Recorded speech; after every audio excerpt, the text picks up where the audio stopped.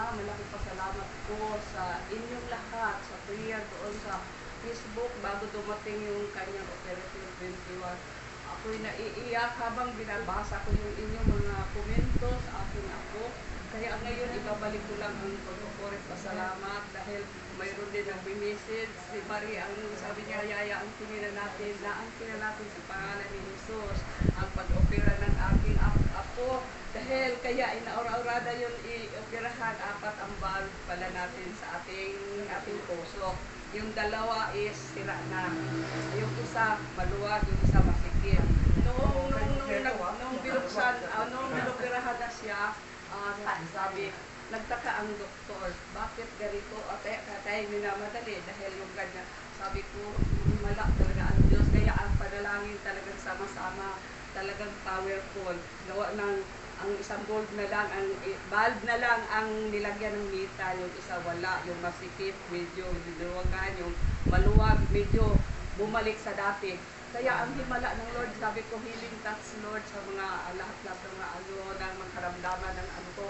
Ngayon pa lang Lord, ang kinina namin na wala siyang karamdaman. Amen. Kaya nung binuksan nung inoperahan siya, sabi ng doktor, ano nangyari? Nawala yung mga yung talagang tendency na talagang operahan nila madali dahil buhay na. Ano sabi ni daddy mo, di ba? Yaya, huwag kang tumigil. Life or died or ano ba yan? Patay or buhay. Ayun, sabi ko, ano? Life or life. Tapos sabi ko, ano ibig sabihin ng buhay? Sabi niya, ganito, gano'n. Kumilos na Yaya, huwag kang ano. So, madaling sabi, noong sinabi ni Buboy sa akin, kumilos ako, lahat tumugon, mga pamangkin ni Roberto, both side namin, nagsisibigayan, mga anak ko, yung mga seaman din, yung mga pamangkin ni Roberto, may kapitan din, lahat sila nagtulungan, nakaipon yon.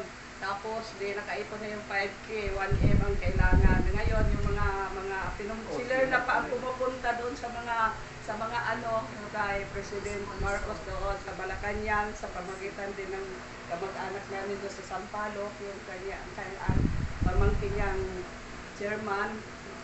Tapos, itinuro kami doon sa may Malacanang.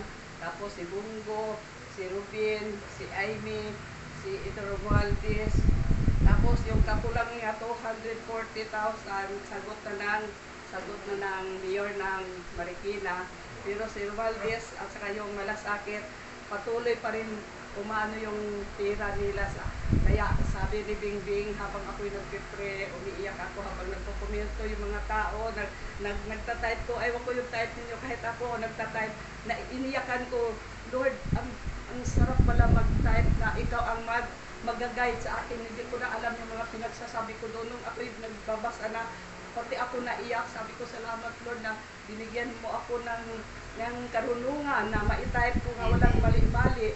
Tapos, papasalamat ko sa mga lahat-lahat ng mga kapatid ni Cristo Jesus, basta lahat, tayo lahat, di ko nabanggitin. Sabi ko, di ko man nabanggit ang pangalan niyo isa't isa. Alam na ni Lord kung sino kayo, kaya akin lang ibabalik ang pagpupurit pasalamat dahil sabi ng anak kong si Bingbing Nay, napakabuti-buti ng Lord. Talagang mabuti ang Lord.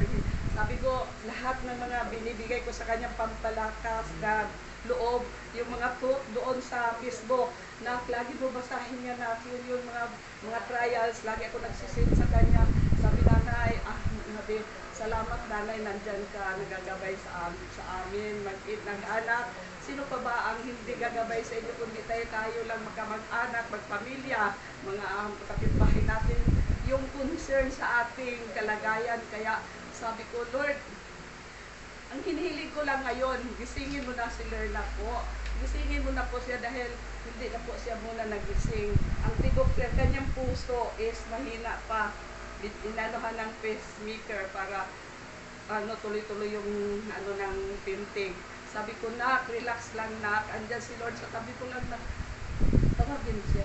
Walang imposible sa kanya. Kaya panayakan ko, nak, relax lang kasi mahina din ang loob ng anak kong babae. Iyakin din kagaya ko. Pero binigyan ko siya ng lakas ng loob dahil ang Diyos ang ating panghawakan ng salita niya. Talagang yun ang ating panghawakan na huwag kang matakot sa Diyos kahit ako ganito. isa po pang isi-share. Bakit? Sabi ko, Lord, salamat. Mga kaluluwa, higit pa pala yun sila nakakatulong spiritual. Lagi ko, pag ako nagkasaan, problema ko, kayo na pong bahala dahil kayo ay mga espiritu na. Kung titigil ako pag panalangin, ano po kayo panalangin? Answered prayer ako sa mga panalangin ko dahil ang aking asawa na laging hinimas-himas yung kanyang karamdaman, hindi na niya hinihimas-himas kundi laging nagtatanong anong sinasabi ni Jingbing. Okay na, okay na, okay na. Sabi niya, sabi niya, okay na, bungol. Sabi ko, tayo, huwag ka mag-alala, mag-pray ka lang, mag-pray ka, kahit di ka marunong mag-rosary. Hail Mary, our Father, yun lang, ialin mo sa apo natin. Kaya, ito, kahit masama ang pakiramdam ng asawa ko, ay, huwag mo na akong pigilan. Mag-atin ako sa gawain dahil naghimumala ang Diyos ating pamilya. Amen. So, akin lang ibabalik ang pupuri. Maraming salamat sa inyong kapatid sa mga prayers ninyo mo, mga